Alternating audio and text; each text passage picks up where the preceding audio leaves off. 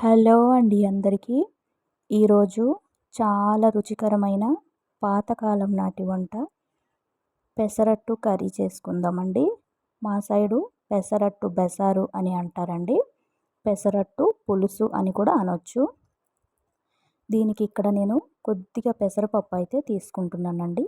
ఒక అరకప్పుడు వరకు పెసరపప్పు తీసుకొని ఒక బౌల్లో వేసుకోవాలండి. బౌల్లో వేసుకొని నీళ్లు వేసుకొని శుభ్రంగా 2-3 సార్లు చక్కగా కడిగేసుకోవాలండి. కడిగేసి పెసరపప్పు అంతా కూడా మనము నానబెట్టుకోవాలి. ఒక గంట అరగంట ముందు నానబెట్టుకున్నా సరిపోతుందండి.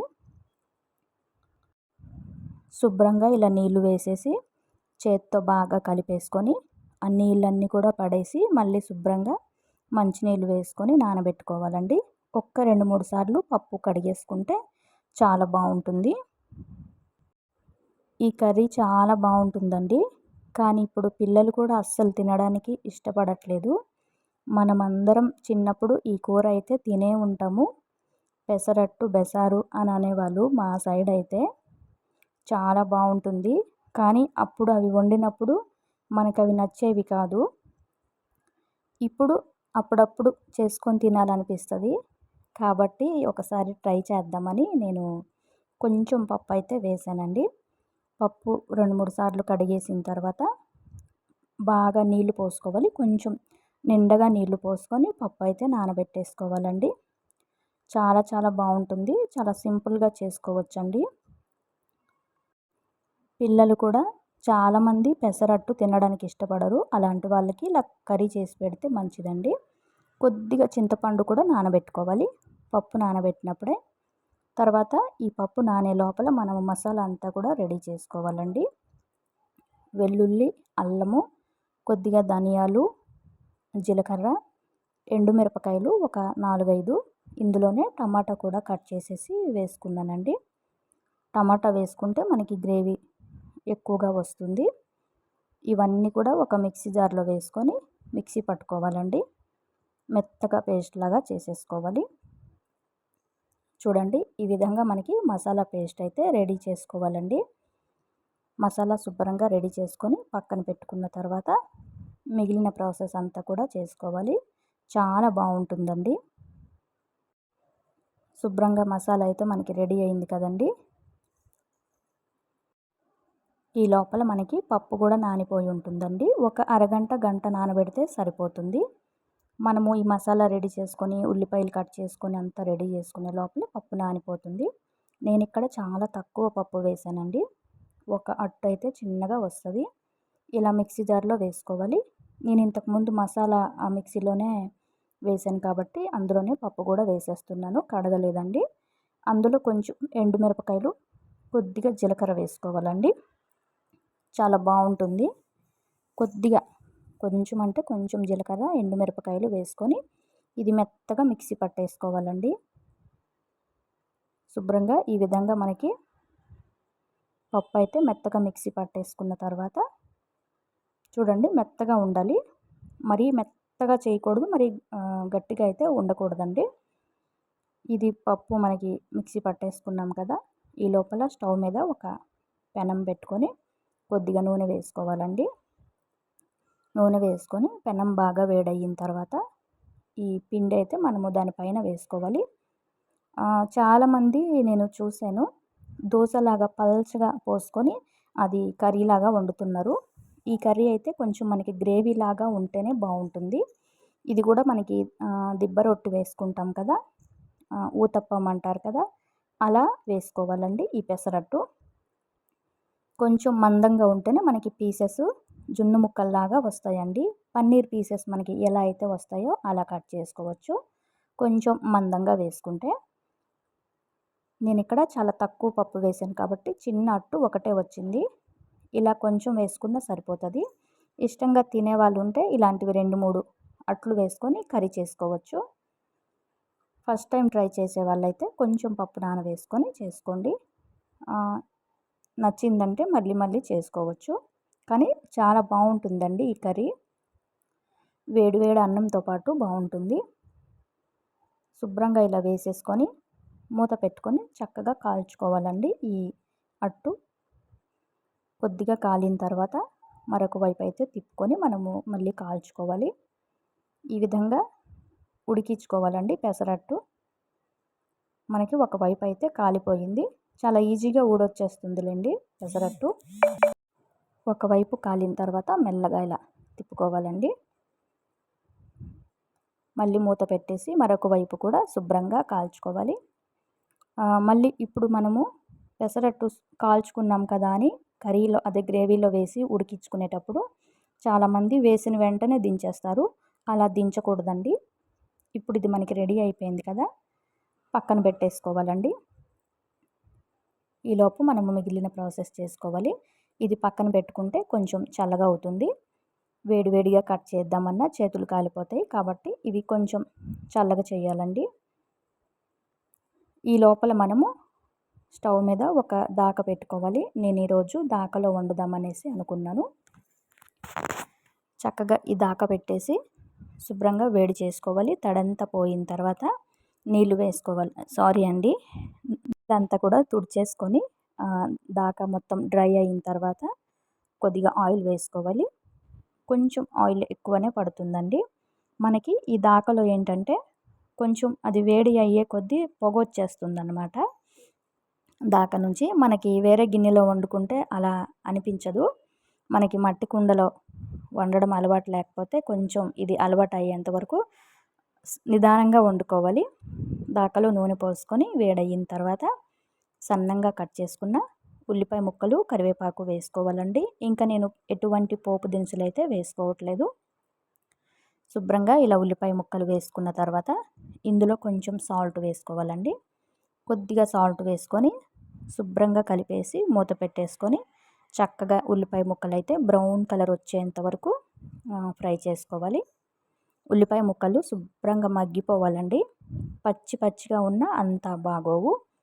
కాబట్టి శుభ్రంగా కలిపేసి మూత పెట్టేసుకొని బాగా వేపుకోవాలి. ఉల్లిపాయ ముక్కలు పచ్చి వాసన పోవాలి. మనకి బ్రౌన్ కలర్లోకి కూడా వచ్చేసేయాలి. అప్పుడే మంచి రుచి వస్తుందండి. చూడండి, ఇక్కడ నేను గానుగ నువ్వుల నూనె వేసానండి. అందుకు కొంచెం నురగలాగా అనిపిస్తుంది. శుభ్రంగా ఈ విధంగా కలిపేస్తూ ఉండాలి. మనకి అడుగైతే అంటుకోదులేండి. కొంచెం ఆయిల్ ఎక్కువగానే వేసాం కదా. చక్కగా బ్రౌన్ కలర్ వచ్చినంత వరకు బాగా వేపుకోవాలి. ఈ పెసరట్టు కర్రీ అట్టు వేసుకొని చేసుకోవచ్చు. డైరెక్ట్గా మనము పులుసు మరుగుతున్నప్పుడు చిట్టి చిట్టి వడియాల్లాగా కూడా వేసుకోవచ్చండి. శుభ్రంగా ఉల్లిపాయ ముక్కలు మనకి వేగిపోయేవండి. మనం రెడీ చేసుకున్న మసాలా అంతా కూడా అందులో వేసుకోవాలి. మసాలా వేసుకొని ఇందులో కొంచెం సాల్ట్ వేసుకోవాలండి. సాల్ట్, కొద్దిగా పసుపు వేసుకోవాలి. సాల్ట్ మనము చూసుకొని వేసుకోవాలండి. కొంచెం పసుపు వేసుకోవాలి. రుచికి సరిపడా ఉప్పు కూడా వేసుకోవాలి. తర్వాత మనం ఇందులో ఎండుమిరపకాయలు వేసాం కాబట్టి ఇంకా కారం ఎక్కువగా కావాలనుకుంటే కొద్దిగా కారం పొడి వేసుకోవచ్చండి, చిటికెడంతా. నేను ఇక్కడ మిరపకాయలు ఎక్కువగానే వేసాను. అయినప్పటికీ కొంచెం కారం అయితే వేస్తున్నానండి.